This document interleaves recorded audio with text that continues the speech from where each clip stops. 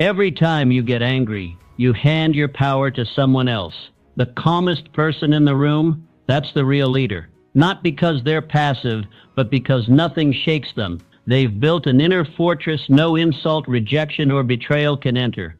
If your peace still depends on how others act, you're not in control. They are. Emotional discipline isn't optional anymore. It's the edge the world's strongest minds already have. In a few moments, you'll learn the secret to staying calm and unbothered, no matter who tries to provoke you. Your reaction is your responsibility. You do not control what others say or do, but you control how you respond. That truth alone is the foundation of power. Anger is a fire. You can feed it or you can extinguish it.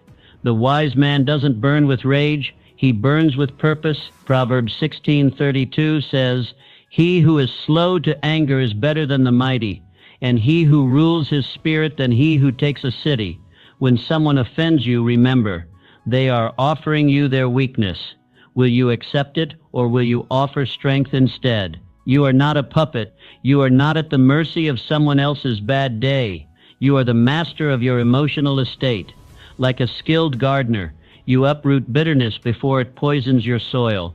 Train yourself to pause, to breathe, to say nothing when fury begs you to speak. This discipline is the beginning of true power. Abraham Lincoln, during his presidency, often wrote letters filled with rage, but he never sent them. He knew the damage of reaction. Instead, he chose response. And history remembers him not for his outbursts, but for his composure. So must you. Offense is a choice, not a sentence. People will talk. They will mock your name, twist your motives, and assign to you stories that were never yours. That is the world. It always has been. Men will provoke. They will spread falsehoods in back rooms and disguise it as truth in public. And if you are not careful, you will begin to respond to each word, defend every blow, and retaliate at every jab. But here lies the trap. Offense is your decision. It is not given, it is taken. And once you take it, you have given something far more valuable in return, your peace. Even Jesus Christ, the one whose mission was divine, was not spared from this. He was spat upon. He was flogged. He was crowned with thorns and crucified like a criminal. And still, as the hammer drove the nails, he did not curse his accusers. Instead, he said, "Father, forgive them, for they know not what they do." In that moment, he taught us a truth few ever learn. Forgiveness is the highest throne of. You must never lower yourself to match the temperature of someone else's fury. When others burn with anger, let your spirit remain calm. When they slander, let your character speak louder than their noise. When they try to provoke, do not play their game. A lion never flinches at the bark of a street dog. Why? Because it knows what it is. And so must you. You must know who you are. Booker T. Washington, born into slavery, he rose to become one of the most respected educators and leaders of his time. At the height of racial tension in America, when insults and prejudice followed him at every step, he was once confronted by a man on the street who ridiculed him for walking alongside white colleagues. Instead of reacting, Mr. Washington smiled and kept walking. Later he wrote, "I shall permit no man to narrow and degrade my soul by making me hate him. That is strength, that is victory, not in the retaliation, but in the refusal to stoop." Each time you take things personally, you lose a piece of your power. You hand over your joy, your clarity, and your dominion to someone who did not earn it. But when you refuse to be offended, when you decide, "This does not define me," you become immovable, like a pillar in the storm, like a mountain unmoved by the wind. Practice this daily. The next time someone mocks you, gossips about you, challenges your worth, pause. Do not react. Ask yourself, does this define who I am? If the answer is no, then let it pass, like wind, like noise behind a closed door. Let it pass. Because you are not a sponge for other people's dysfunctions. You are a temple, a throne, a flame that doesn't flicker with every gust. Stand tall. Be still. Stay noble. That's how you win. 3. Emotional mastery starts in solitude. Silence is not absence. It is preparation. It is the quiet chamber where your strength sharpens, your spirit strengthens, and your future is carved out in invisible ink. The world glorifies noise, shouting, boasting, reacting, but true power does not make a sound. It simmers, it watches, it waits, and when it finally speaks, the world listens. Psalm 46:10 whispers, "Be still and know that I am God." There is divine strategy hidden in that stillness, for it is not mere quiet, but a holy pause. In stillness, you are not doing less. You are becoming more. You are not withdrawing. You are preparing. You are not absent. You are in attendance with your inner world. The man who masters his anger, who conquers his inner war, is not the one who bursts out in fury or wrestles for dominance in every room. No, he is the man who sits with himself, who breathes through the fire, who trains his emotions in silence until they bow in obedience to purpose. Every day must begin with silence. Give yourself this time alone, not to escape the world, but to prepare for it. Reflect on what you are building. Pray for the wisdom to act wisely. Write down your vision so it may become anchored in your mind. Listen for what your soul is trying to say. Think of solitude like a forge, a place of fire not for destruction but for shaping. When you step into silence, you are like raw iron placed in heat, not to melt but to be molded. You enter scattered, you exit shaped, like steel. Mahatma Gandhi understood this well. Before facing empires, before enduring prison and persecution, he often fasted and meditated in private. His strength wasn't in angry speeches. It wasn't in retaliation. His weapon was clarity, and clarity was born in silence. When he spoke, he moved nations, not because his voice was loud, but because it was forged in solitude. You must do the same. You cannot afford to live reactive. You cannot wake up and let the world set your tone. Begin with silence. Let stillness set the rhythm of your day. Guard it like treasure, because if you do not command your emotions in private, they will command you in public. If you do not train your thoughts when alone, they will betray you when challenged. Silence is not weakness. It is dominion. It is authority exercised internally. In silence, you rise above chaos. In silence, you become your own master. You don't need to prove anything. You don't need to defend everything. You don't need to shout to be heard. Your life, your decisions, your peace, they will speak for you. So practice stillness not once, but daily. Make it your foundation, not your emergency plan. Let your solitude become your sanctuary, the place where you meet God, where you meet purpose, where you meet your highest self. When the world shakes, let your silence be the anchor. When people provoke, let your silence be the shield. And when the time comes to act, your words will not be noise. They will be weapons of precision. Silence is not what the world sees, but it is where the unseen man is built. And that man, strong, stable, clear, is the one who wins. 4. Understand that most people are hurting. The insult hurled at you isn't always about you. Often, it is a mirror held up to someone else's suffering. People speak from their wounds. They bleed on those who didn't cut them. The bitterness they aim in your direction is often bitterness they cannot unload anywhere else. That is why you must learn this essential truth. Their behavior is not your burden. Ephesians 4:31-32 commands, "Let all bitterness and wrath and anger and clamor and slander be put away from you along with all malice. Be kind to one another, tender-hearted, forgiving one another, as God in Christ forgave you." These aren't just poetic words. They are practical instructions for emotional mastery. The moment you allow bitterness to live in your heart, you give the world the keys to your peace. Behind every angry face is usually a wounded heart. When someone lashes out at you, pause, breathe, and try to see the child behind the adult. What pain are they carrying? What fear are they hiding? What shame are they burying beneath that insult? When you learn to ask these questions, you change the battlefield. Empathy doesn't make you weak. It makes you wise. Clara Barton, the founder of the American Red Cross, she served wounded soldiers in the midst of the Civil War, on both sides. Despite repeated attacks, slander, and rejection by some who questioned her methods or even her motives, she never responded with venom. Once a colleague reminded her of a cruel insult someone had thrown at her years earlier. Clara replied, "I distinctly remember forgetting that." That is emotional mastery.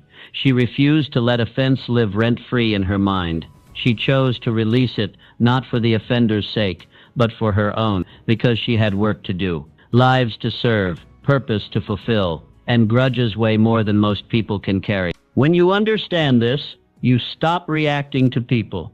You stop dancing to the tune of their chaos. You see with new eyes. You lead with compassion, not confusion. This is not passivity. It is power. The power to rise above the noise, the power to hold your peace when others have lost theirs, the power to move forward without dragging the weight of anger behind you.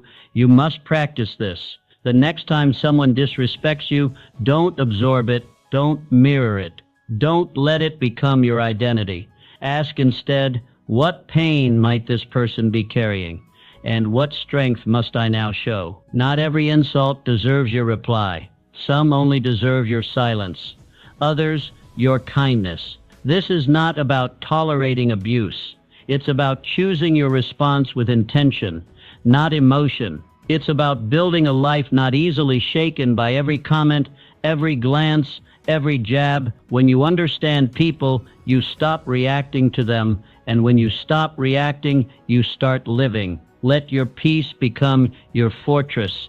Let your empathy become your armor, and let your purpose become your compass. Because the moment you decide that nothing outside of you can dictate what lives inside of you, you have won. Not just the argument, not just the moment, but the war within. And that is a victory worth everything. 5. Anger drains what peace builds. Every time you give in to anger, you lose energy, mental energy, emotional energy, even physical energy. Anger is not just a reaction, it is a thief. It robs you of focus, of clarity, of joy. You may feel powerful in the moment, but what you are actually doing is draining your inner reserves. And when those reserves run dry, your vision becomes blurred, your decisions impulsive, and your life unstable. Peace, on the other hand, builds you up. Isaiah 26:3 assures us, "You will keep in perfect peace those whose minds are steadfast, because they trust in you." This is not a passive peace. This is fortified peace, grown in the soil of discipline, watered by trust, protected by focus. It is the reward of those who refuse to give their mind to every offense, every irritation, every storm. You must train yourself to stay anchored. Keep your mind stayed on what matters, your purpose, your mission, your integrity. Anything, and I mean anything, that takes you off course is too expensive. Let it go. You cannot afford to waste your power on petty things. You were not born to be reactive. You were born to be resolute. Think of your mind as a bank. Every angry outburst is a withdrawal. Every reaction that steals your focus is a leak in your account. But every calm response, every moment of stillness, every time you choose peace over panic, you make a deposit. You build emotional wealth. You become rich in clarity, strong in presence, and unshaken in storms.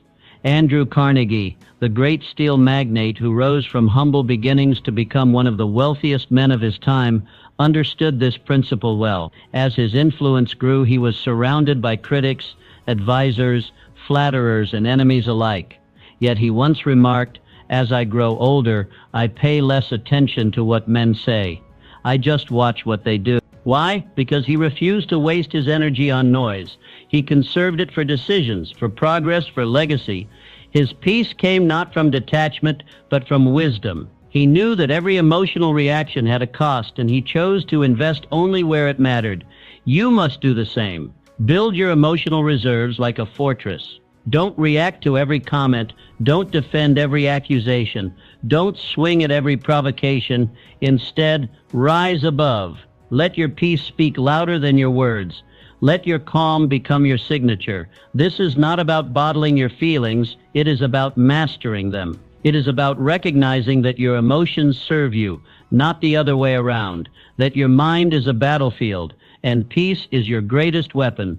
So train for peace. Make it your habit. Begin your mornings with silence.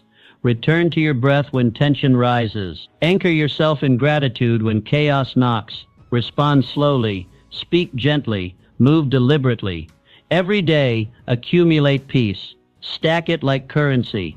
Because when the storms of life rise, and they will, the ones who stand are not those with the loudest voices, but those with the deepest roots. Keep your reserves full. Protect your energy like treasure.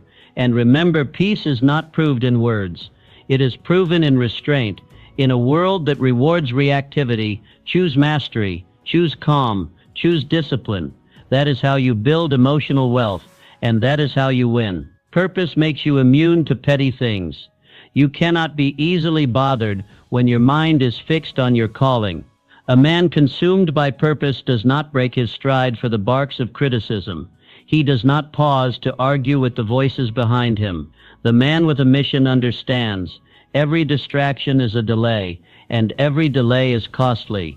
Philippians 3:14 gives us the blueprint.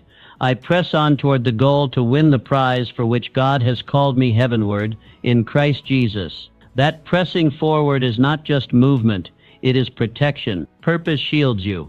It narrows your vision. It trims the fat of pettiness. It silences unnecessary battles. When your eyes are on the summit, you do not argue with those lingering at base camp. Petty people argue. Purposeful people ascend. It is a law of energy. The higher you rise, the thinner the air, and the quieter the noise. When your life is rooted in something higher, something holy, you simply do not have the emotional margin to be offended. You have mountains to climb, people to lift, futures to shape. Why waste your breath proving yourself to those who are not even climbing? Every minute you spend being angry is a minute stolen from your mission. That is the true cost of offense. It doesn't just steal your peace, it steals your momentum. And once momentum is lost, even the strongest vision grows weary. Theodore Roosevelt understood this deeply. Long before the presidency, he endured ruthless attacks from his own party. They mocked his ideals, challenged his convictions, and tried to break his spirit. But Roosevelt did not flinch. He said aggressive fighting for the right is the noblest sport the world affords. He didn't get tangled in gossip or petty rivalries. His eyes were on the reform, on the nation, on the legacy. He chose the mountain over the mud. You must do the same. Focus is not just a strategy, it is a discipline. You must train yourself to ignore what does not build you. You must resist the temptation to respond to every insult, to defend every step. Your silence is not weakness, it is wisdom. Your restraint is not fear, it is force channeled. The world will always have noise, critics, cynics, jealous hearts. But their volume does not define your value. Your mission does. Your integrity does. Your progress does. So stay focused. Let others waste their breath trying to drag you into debates. Let them talk. Let them provoke. You walk forward. You press on. You climb. Think of your energy as sacred fuel.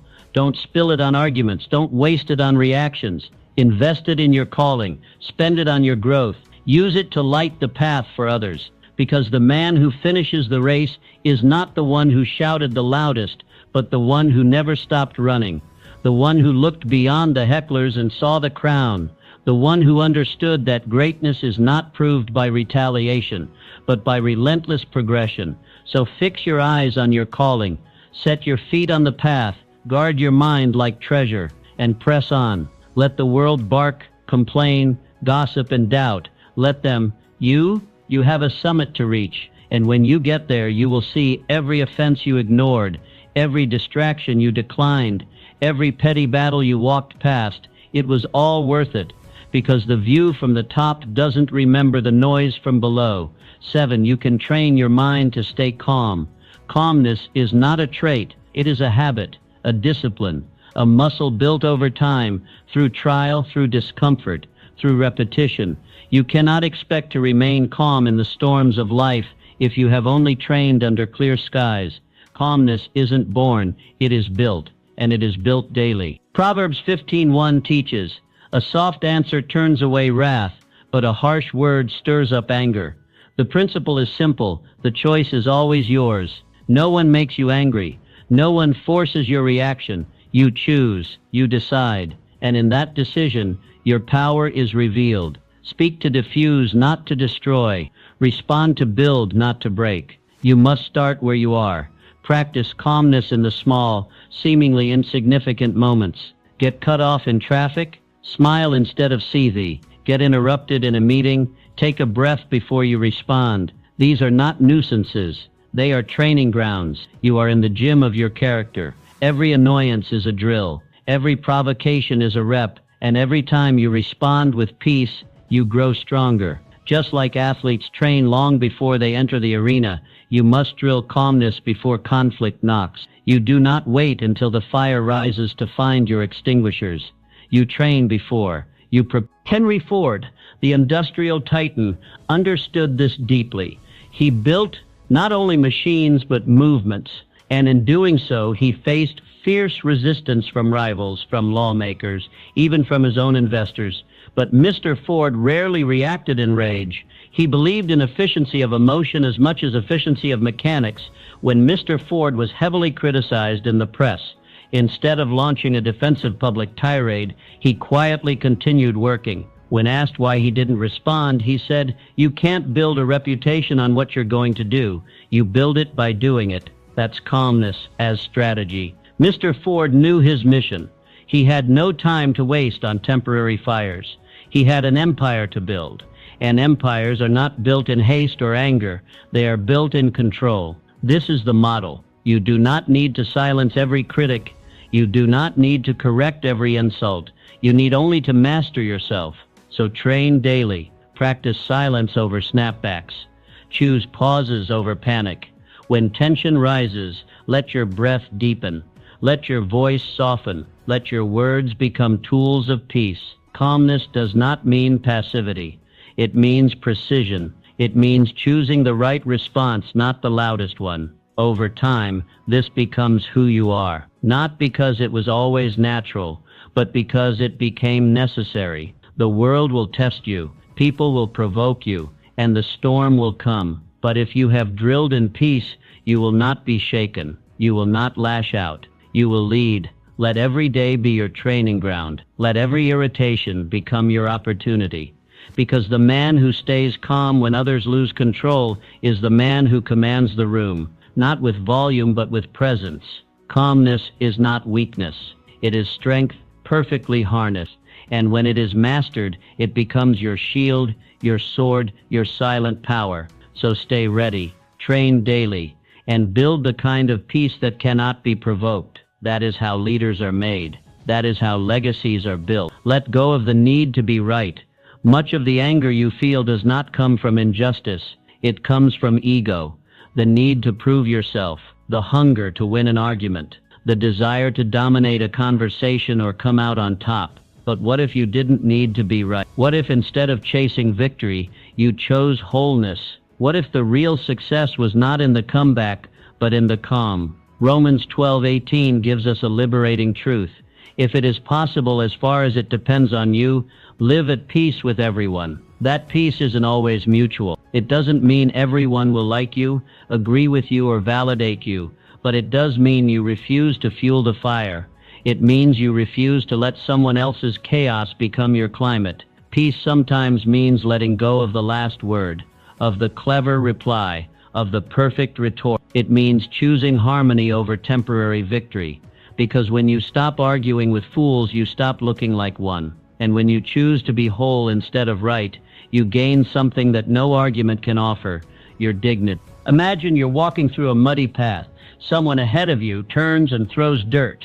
You have two choices: stop, turn back, and wrestle in the mud, or keep walking towards solid ground. Which one gets you closer to your destination? The answer is always the same: walk away. Not out of weakness, but out of wisdom. Franklin D. Roosevelt, one of the most scrutinized presidents in history, faced waves of political slander.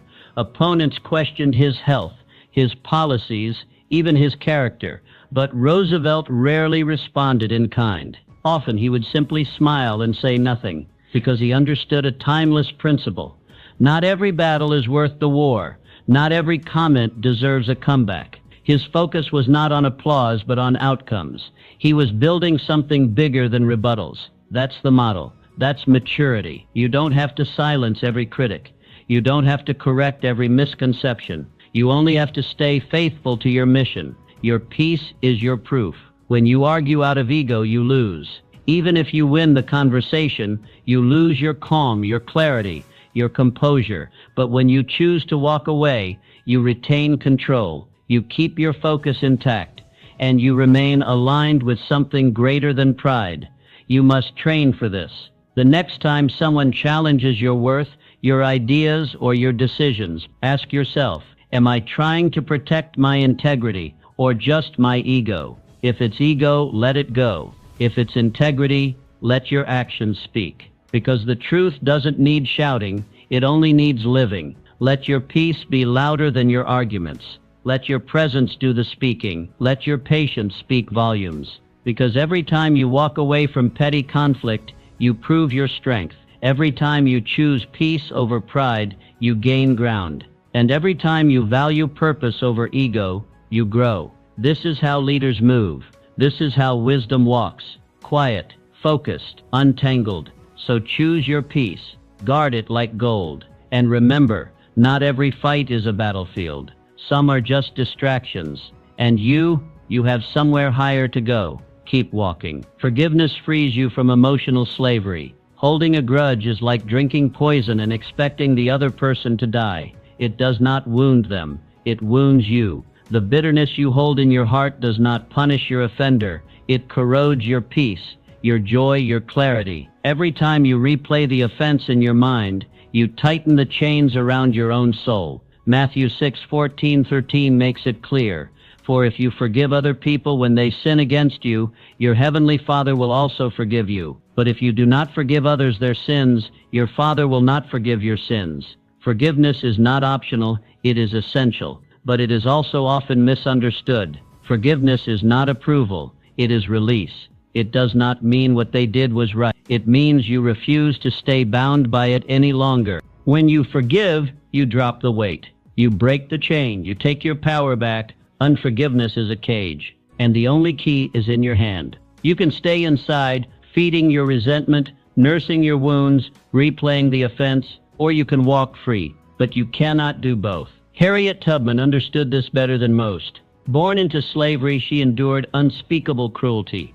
But after escaping, she didn't just find freedom for herself, she returned to lead hundreds to safety. When asked how she found the strength to do it, Harriet Tubman often spoke of a higher purpose. She forgave those who had enslaved her, not because they were worthy of it, but because she refused to remain a prisoner in her heart. She would not let hatred steal her future. That is real freedom. That is real strength. To forgive is to say, you no longer have power over me. It is to close a chapter that was never meant to define your whole story. It is to choose healing over hatred, clarity over confusion, and power over pain.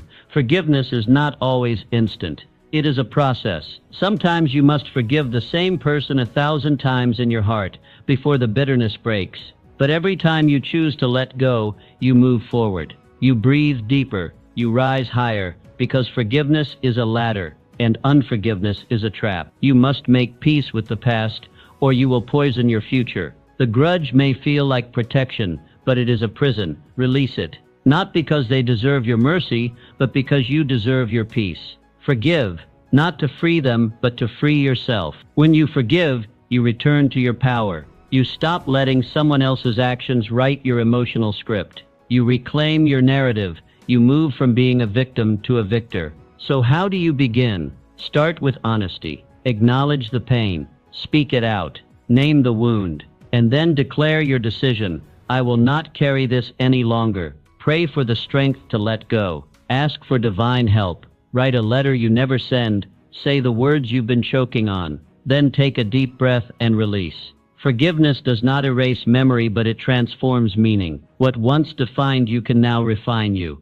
What once broke you can now build you. Don't live in a cage that you have the power to unlock. Release the past. Walk forward. Forgive, not because they are worthy, but because you are. 10. Guard your peace like a treasure. Peace is your greatest asset. More valuable than money. More powerful than influence. More necessary than applause. Without peace, even the greatest victories feel hollow. Without peace, you cannot think clearly, act wisely, or love deeply. That's why Proverbs 4:23 declares, above all else, guard your heart, for everything you do flows from it. Your peace is a gatekeeper to your destiny. It must be guarded with intention, protected like treasure, preserved like legacy. Because once your peace is compromised, your decision-making suffers, your focus fragments, your purpose drifts, and your life, once clear and full of momentum, becomes foggy. So guard your peace like you guard your bank account. Would you hand out your financial passwords to anyone who asked? Of course not. Then why give your mental and emotional peace to foolish arguments, toxic people, or imaginary offenses? Not everything deserves your energy. Not every comment needs a reply. Not every insult is worth your notice. Learn the sacred art of saying no. No to drama. No to unnecessary triggers. No to chaos that comes dressed in urgency but delivers only exhaustion. You were not created to live in constant noise. You were made for purpose, for vision, for greatness. And greatness does not grow in clutter. It grows in clarity. Think of your mind like a castle, strong, sacred, elevated. Not everyone deserves entry. Keep the gates high and the standards higher.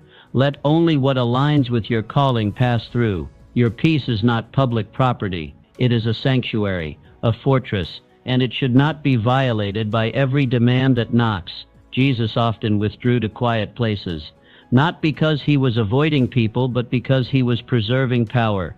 Even he, the Prince of Peace, knew the importance of separation to maintain strength. You must do the same. Retreat is not weakness. It is strategy. Start your day with peace. Anchor your routines in stillness. Meditate, pray, read, reflect. Fill your internal well before the world makes a withdrawal. The chaos outside should never be louder than the calm within. Your peace is the soil where ideas grow, where healing happens, where leadership forms. Distractions are thieves. They don't come to entertain you. They come to erode you. Stay vigilant. Ask yourself daily, is this conversation adding peace or subtracting it? Is this activity feeding my soul or draining it?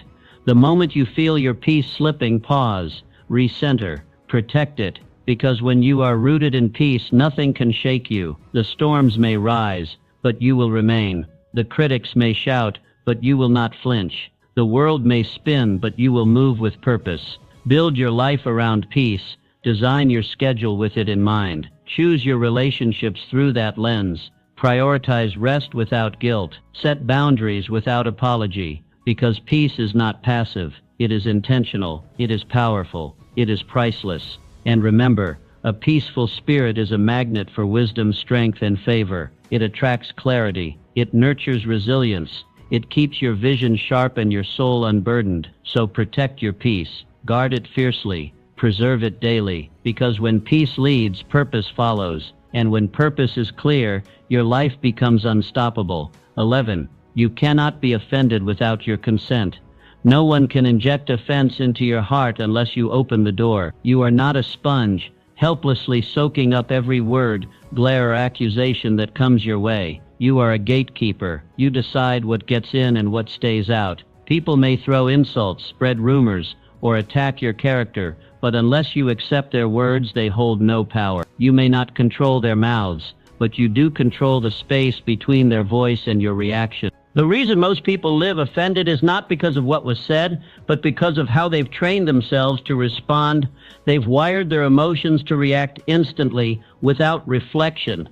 And that reaction is the very trap. Offense seduces you into emotional bondage. It pulls you away from reason and peace and locks you into a cycle of retaliation. But Proverbs 19:11 says, "A person's wisdom yields patience.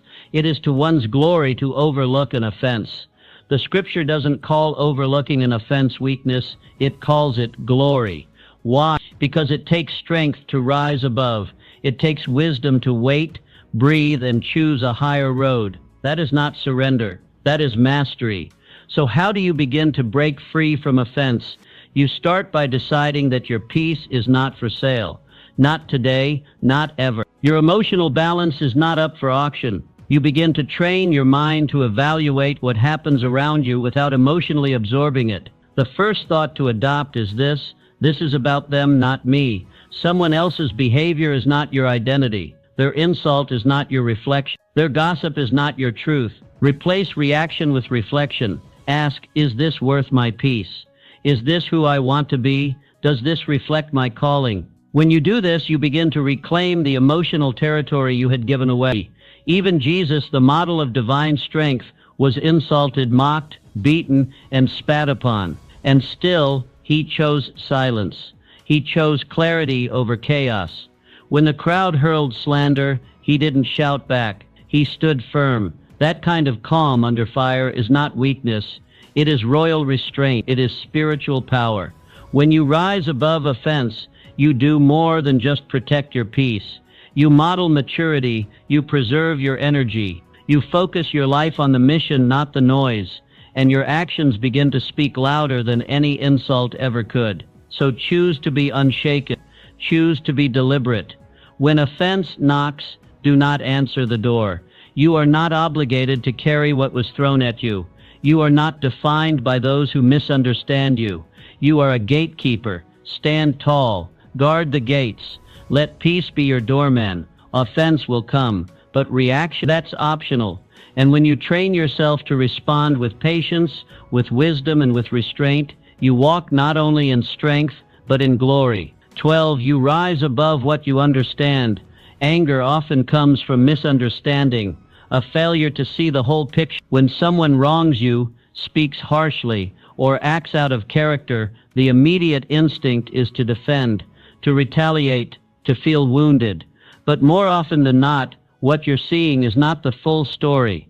It's only a surface expression of something deeper within them. And when you gain that insight, anger begins to loosen its grip. You cannot rise above what you don't understand, but once you do, everything changes. You move from reaction to reflection, from emotion to mastery. Understanding gives you perspective. It sharpens your discernment. It reminds you that people act out not always because of you, but because of what's happening in them. Hurt people hurt people. Insecure people provoke others to validate themselves. Jealous people gossip to fill the emptiness inside. But their behavior, no matter how sharp, does not define you. It reflects them. Ephesians 6:12 gives us powerful insight. For we wrestle not against flesh and blood, but against principalities, against powers, against the rulers of the darkness of this world, against spiritual wickedness in high places. That means it's bigger than one comment, one insult, or one person's action. There's a deeper war at play, a battle inside hearts and minds. When you understand this, your enemies look smaller, and your peace becomes stronger. To rise above, you must pause. When offended, ask yourself, what pain is this person projecting? What insecurity are they hiding behind this insult? What fear is fueling their anger? That moment of inquiry transforms the atmosphere. Their words begin to lose weight, and your wisdom begins to grow. Suddenly, their actions don't seem so personal. Their offense doesn't seem so powerful, and you no longer feel compelled to match their chaos. Instead, you choose calm. You respond from a place of authority, not anxiety. You lead, not react. You build peace, not walls. Abraham Lincoln, a man constantly under fire from critics,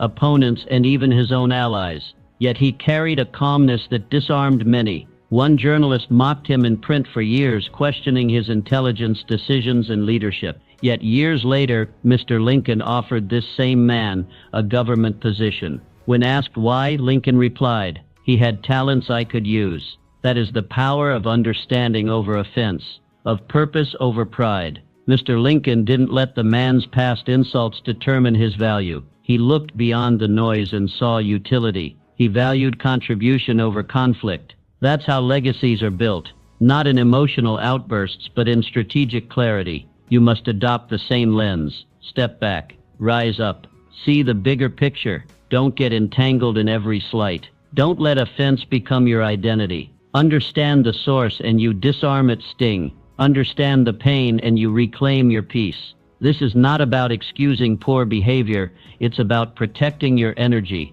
It's about staying rooted in truth. Because when you understand people, you navigate them wisely. You stop taking things personally. You begin to lead with empathy, confidence, and calm authority. So the next time anger rises, stop and ask what's really going on here. Let that question guide you to wisdom. Let it turn conflict into clarity, and let it guard your heart with the peace that surpasses all understanding. Understand and stay unshaken. 13. Stop letting temporary people control your permanent mood. You hand away your power every time you let a momentary insult spoil your whole day. A single comment, a rolled eye, a careless word, and suddenly your joy is gone, your focus derailed, your energy consumed by someone who may never appear in your life again. Why give them that power? Why allow a temporary figure to shape how you treat your loved ones, approach your work, or pursue your mission? You are not a puppet dancing on the strings of other people's moods. You are the sculptor of your own inner world. You decide what gets in, you decide what stays out. The reason most people remain perpetually bothered is because they allow temporary people to take up permanent space. Their peace is hijacked by insignificant moments. Their purpose is stalled by petty noise. But Isaiah 26:3 offers a clear remedy. You will keep him in perfect peace whose mind is stayed on you, not whose mind is on the co-worker who rolled their eyes, not on the neighbor who disrespected them, not on the random stranger who cut them off in traffic. Peace is not found in obsession over offenses. It's found in focus. When your mind is fixed on purpose, on mission, on God, you become unshakable. So here's what you do. The next time someone tries to pull you into conflict, you pause, you breathe, and you ask yourself a few powerful questions. Does this matter in a week? In a year? Will this person's opinion pay my bills, raise my children, or build my future? If the answer is no, then let it go. Why carry what doesn't count? Why bleed energy into empty battles? George Washington understood this well. During the Revolutionary War, he was not only fighting a global empire, he was navigating betrayal, criticism, and slander from within his own ranks. Some of his own generals doubted him, whispered behind his back, even plotted against him. Yet Mr. Washington remained composed, dignified, focused, not because he lacked emotion, but because he prioritized mission over ego. He could not afford to pause the revolution to correct every insult. He had a nation to birth, and so do you in your own way. You have a life to build, a calling to answer, a legacy to shape. And that calling is too sacred to be sabotaged by emotional distractions. Guard your emotional bandwidth. Stop giving power to people who haven't earned influence. Don't treat passing storms like permanent forecasts. Learn to shake off the dust, to smile and walk away, to bless and keep building, because you are responsible for the climate of your mind. No one else. Choose stillness over reaction. Choose elevation over entanglement. Every time you do, you strengthen your core. You reinforce your purpose. You become like the oak tree, deep-rooted, unmoved by surface winds. Let people talk. Let critics bark. Let the world spin. You stay centered. Stay planted. Stay focused. The work ahead of you is too important. The vision too grand. The destiny too precious.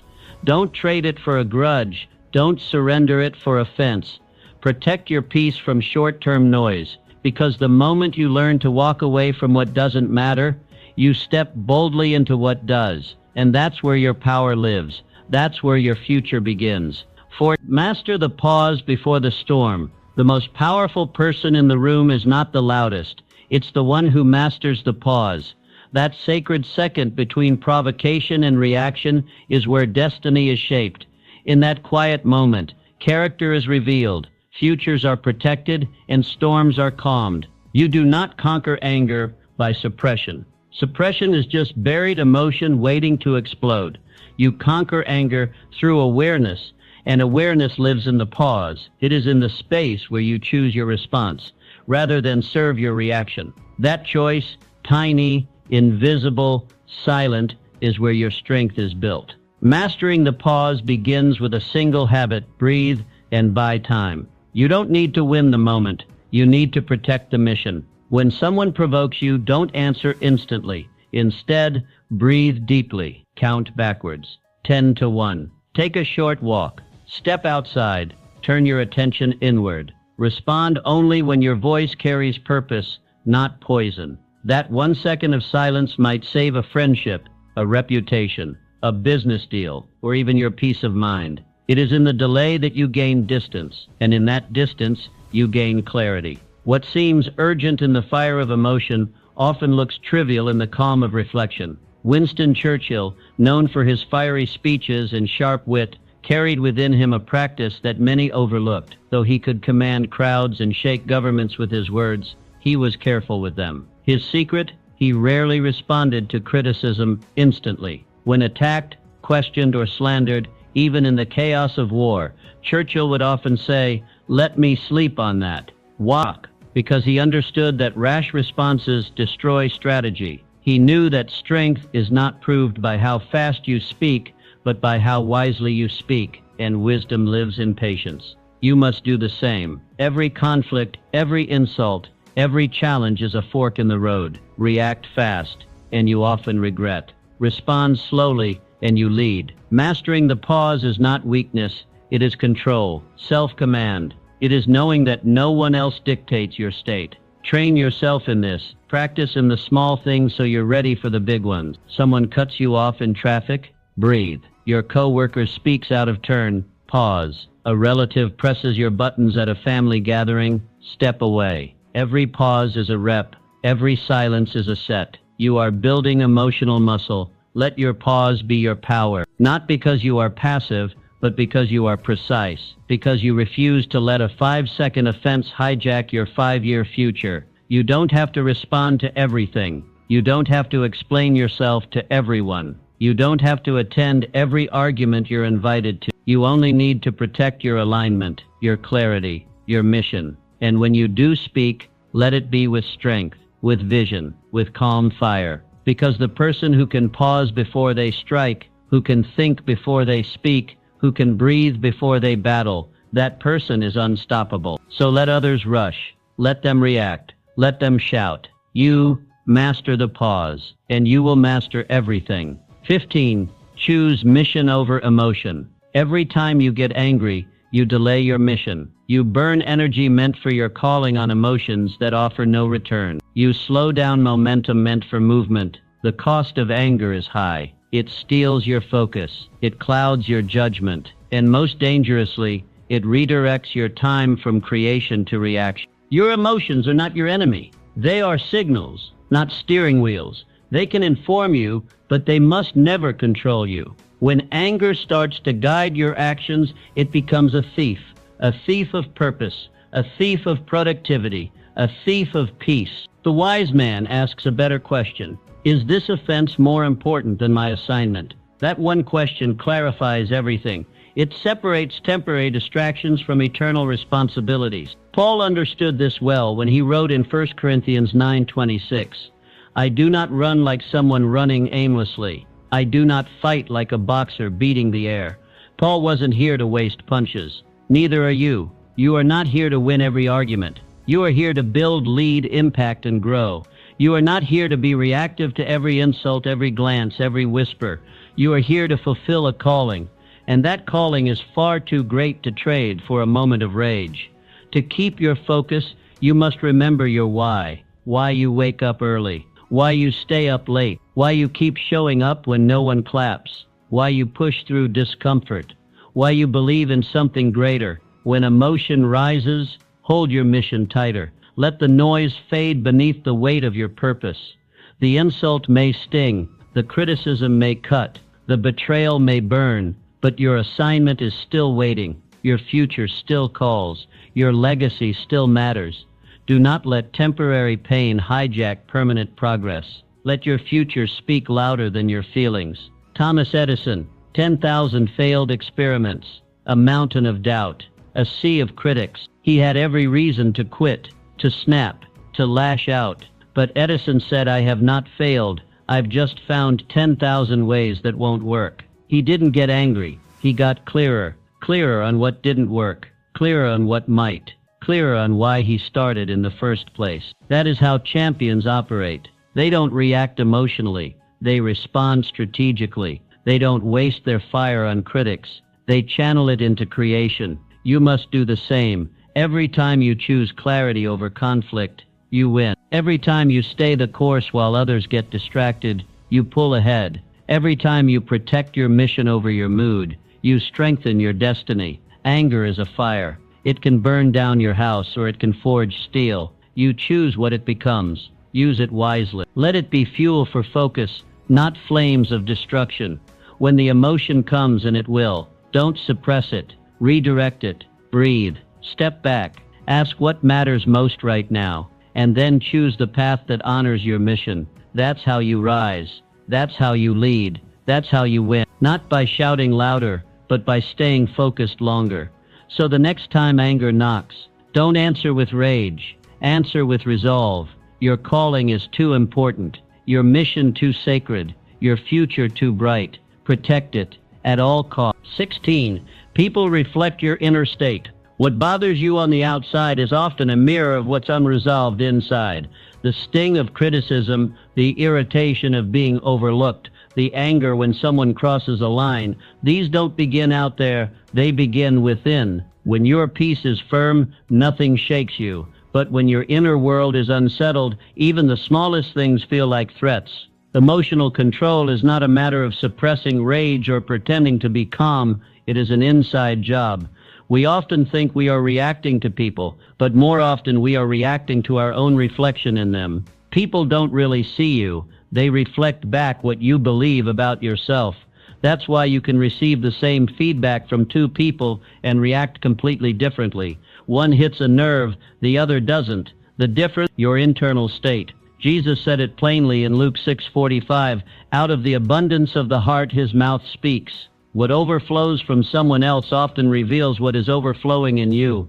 If your heart is full of fear, then every question feels like judgment. Every disagreement sounds like rejection. But when your heart is full of purpose, most things bounce right off. They can insult you, and it doesn't sink in. They can question you, and it doesn't shake your confidence. Because your identity is not anchored in their opinions, it's rooted in your own clarity. So what do? You check your inner state daily. Ask yourself, do I feel centered today? Am I grounded in my vision? Do I know who I am and what I stand for? If not, don't point fingers. Don't rush to defend yourself. Heal the mirror. Clean the lens. Do the work inside. Journal. Pray. Reflect. Return to your source. Build your inner strength like a temple. Place bricks of discipline, mortar of truth, pillars of identity. When you do that, the winds of the world blow, but they don't bend you. You become immune on the outside because you're fortified on the inside. Take Eleanor Roosevelt. She was no stranger to criticism. As First Lady, she redefined the role, spoke her mind, and challenged societal norms. She was mocked in newspapers, attacked by opponents, even ridiculed by members of her own party. But she famously said, "No one can make you feel inferior without your consent." She didn't say the world wouldn't try to insult you. She said you don't have to accept it. That's the essence of power. It's not in silencing the world. It's in anchoring yourself so deeply that the world's noise loses its volume. Your power is internal. It lives in your self-concept, in your discipline, in your decision to rise above. So take ownership. Don't wait for the world to change. Change the way you see yourself. Build your foundation. Strengthen your heart. Clarify your values. And choose every day to respond from a place of wholeness. When your inner world is built strong, the outside world eventually aligns. People start treating you with the respect you embody. Situations that once shook you now reveal your growth. You move from reactive to proactive, from insecure to anchored. That is the path to emotional mastery. Not through resistance, but through inner repair. Not by demanding respect, but by embodying it. Heal the mirror and watch your world transform. 17. Elevate. Don't escalate. Anger loves company, but leadership requires solitude. Anger wants you to react, to join the chaos, to match fire with fire.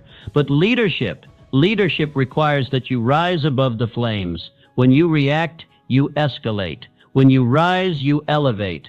And only one of those choices brings peace. You were not made to fight every fire. You were made to walk through the heat without being consumed. Romans 12:21 gives us the blueprint. Do not be overcome by evil, but overcome evil with good. That's not passive resistance. It's powerful redirection. You don't win by matching someone's negative energy. You win by maintaining your own.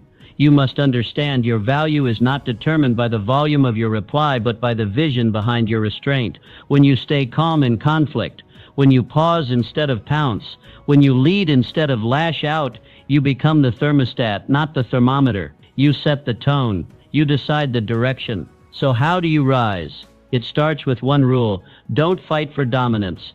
Fight for direction. Ask yourself, where do I want this moment to take me? If the answer is nowhere, then don't go. If the argument leads to no progress, don't participate. Let them rage. Let them provoke. You stay still. Stillness is not surrender. It's strategy. Real strength is silent. It does not need to be loud to be powerful. It does not need to retaliate to be respected. Power is presence, and presence comes from purpose. When you know where you're headed, you don't let distractions detour you. Take Nelson Mandela, 27 years in prison, stripped of freedom, separated from his family, surrounded by hatred. When he was released, he had every human reason to lash out, to seek revenge, to respond to violence with fury, but he didn't. He elevated. He chose unity over vengeance, dialogue over destruction. And that is why he didn't just survive. He transformed a nation. Nelson Mandela knew what few are willing to admit. Peace is louder than war. Restraint echoes longer than rage. Dignity outlasts dominance. That is the legacy of a leader. So the next time someone tests you, don't match them, outgrow them. Don't answer with equal aggression. Answer with higher vision. Don't stoop to their level. Stand on your values. You don't owe the world a reaction. You owe it a revelation of what maturity looks like, of what grace under pressure feels like, of what wisdom in motion sounds like. You are not here to mirror dysfunction. You are here to model greatness. When you lead, you will be misunderstood. When you stay silent, people will assume you are weak. When you walk away, they will call it cowardice. Let them, because while they're talking, you're built. While they're arguing, you're growing. And while they're focused on you, you're focused on the mission. Remember, anger may feel strong in the moment, but peace endures. Anger burns bridges. Peace builds kingdoms. Choose wisely. You were not made for petty battles. You were made for a powerful purpose. Guard it, protect it, lead from it. Because the world doesn't need more reactors, it needs more risers. And that's what you are becoming. 18. Say less, hold more power.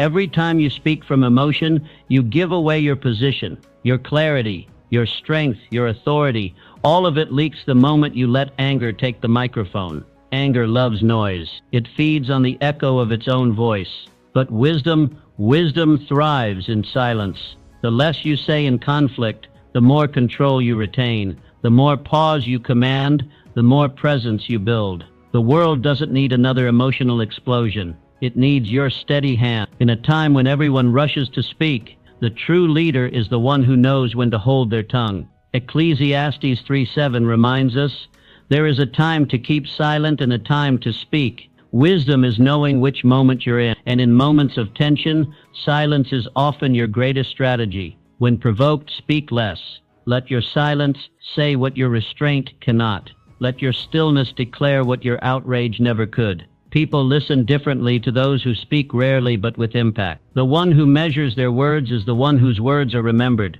Train yourself to pause. Ask, will my words build or break? If they will wound, hold them. If they will guide, deliver them with grace. But never speak just to react. That's how wars start, in homes, in offices, in friendships, in nations. Words are sparks, and one careless word can set fire to a field you spent years planting. Leadership begins with self-control. Power starts with discipline. You must become a master of your mouth. When the temperature rises, lower your tone. When voices escalate, lower your volume. When everyone reacts, you reflect. That is how strength is revealed. Calvin Coolidge, America's 30th president, famously known as Silent Cal. In debates, he rarely spoke. He didn't waste words proving points, but when he did speak, the room stopped. He conserved power. He spoke to direct, not to defend. His silence wasn't passivity, it was precision. He understood that noise does not equal influence. Clarity does. Coolidge knew the art of conservation. He knew that silence is not the absence of speech, but the presence of thought. He didn't argue to win, he led to build. And that's what made his voice powerful. You must become the same. In anger, speak less.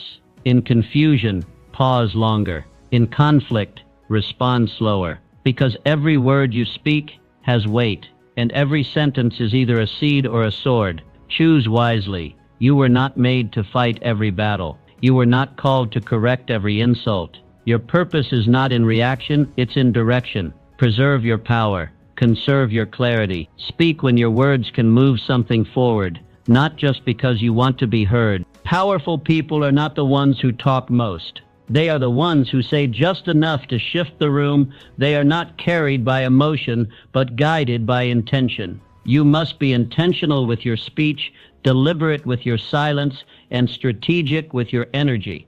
The next time conflict arises, do not rush to speak. Wait, breathe, weigh your words, let your silence be the wall that absorbs the fire, and when you finally speak, make every syllable count. That is how wisdom sounds. That is how peace is preserved. That is how leaders are made. You were built for the long game. Anger is a short-term strategy. It burns hot and fast, consumes energy quickly, and leaves nothing behind but ashes. It feels powerful in the moment, but it doesn't last. It's like striking a match in the wind, bright for a second, then gone. But you weren't made for temporary flames. You were built for legacy, for endurance, for something that stands the test of time. And if you want long-term success, you must outgrow short-term reaction. Galatians 6:9 offers this truth. Let us not grow weary in doing good, for at the proper time we will reap a harvest if we do not give up. That's not just a spiritual principle, it's a mindset. Your future requires patience, and patience cannot thrive where emotion rules. When you are quick to anger, you are quick to forfeit the reward of steady progress. Success is not built on outbursts. It is built on resilience, and resilience demands discipline. The kind of discipline that keeps building when others break down. The kind of focus that stays calm while others spiral. The kind of inner strength that sees the long road and still walks it, step by step. Your emotions will scream for immediate release. They will demand justice, reaction, retaliation, but your destiny, it calls for consistent progress, not emotional flare-ups. It rewards the one who can hold back, who can breathe through the fire, who can walk away from the argument and keep their eyes on the vision. So the next time anger knocks, ask yourself, does this moment build my future or steal from it? If it's the latter, walk away. Protect your energy. Every second you remain calm is a brick in the foundation of your legacy. Every moment you resist reaction, you reinforce your future. Andrew Carnegie, born into poverty, faced betrayal from business partners, opposition from rivals, and constant attacks from critics. But Andrew Carnegie didn't respond with vengeance. He didn't waste years trying to get even. He didn't trade his peace for temporary wins. He kept his mind on his mission. He played the long game, and today his name is etched in libraries, universities, and history books. Why? Because he chose vision over emotion, legacy over ego, progress over pettiness. He understood that true power is not proven in a heated moment. It's revealed in the work that lasts long after the conflict has passed. You must do the same. Let your legacy be louder than your reaction. Let your consistency be stronger than your fury. Let your endurance speak when your feelings try to shout. This doesn't mean you ignore injustice or bury your emotions. It means you channel them. Use that energy to build something unshakable. Let anger remind you of what matters, but don't let it become your compass. Emotions are signals, not steering wheels. Stay steady. Stay locked in. Your assignment is too important. Your influence too valuable. Your future too bright. Don't trade it for a 5-second explosion. Because here's the truth. Anger fades. Arguments fade. Even the people who trigger you will fade. But your legacy, that endures, that is what you are building. That is what matters. So build with patience, build with clarity, build with the kind of strength that doesn't flinch when the fire rises. And when it's all said and done, let your life be the proof that wisdom lasts longer than rage. Legacy is never built in moments of fury. It's built in moments of focus. Choose wisely. You set the emotional tone wherever you go. The strongest person in the room is not the one who yells the loudest. It's the one who sets the tone, the one who doesn't react but responds, the one who doesn't wait to absorb the room's energy. They create it. They walk in with peace, with purpose, with presence, and suddenly the whole room shifts. You either decide your mood in advance or someone else will decide it for you. If you don't lead your emotions, you'll be led by the emotions of others. Proverbs 25:28 offers a sharp truth. Like a city whose walls are broken through is a person who lacks self-control. When you let others dictate your emotional state, you become defenseless, vulnerable to offense, exposed to manipulation, unanchored in the storm. But when you bring calm, clarity, and vision, everything changes. You become the thermostat setting the emotional temperature instead of the thermometer reacting to it. Your presence begins to do the talking. You command the space not by force, but by focus, and others begin to mirror you. So how do you lead emotionally? You prepare. You don't stumble into your day. You don't wander into conflict. You declare peace over yourself before the meeting, the conversation, the confrontation. You walk in grounded, not guessing. You carry your clarity like armor. You decide, I will not be moved. You breathe deep before you speak. You think long before you react. And you lead with tone, not tension. You refuse to match chaos. You become the standard. Look at Martin Luther King Jr., a man who faced hatred, riots, injustice, and even death threats. He had every reason to respond with rage, but he never did. He carried dignity, clarity, and an unshakable purpose. His voice didn't just echo in history because it was eloquent. It echoed because it calmed storms, because it came from inner stillness, because he was the storm, a steady, righteous force of change that didn't need to shout to be heard. That's the power of tone. When your spirit is anchored, your words carry weight. When your heart is settled, your presence brings peace. And when your vision is clear, your leadership becomes magnetic. Set the tone. Before the world can trigger you, you must train yourself. In the morning, set your mind. In moments of tension, check your breath.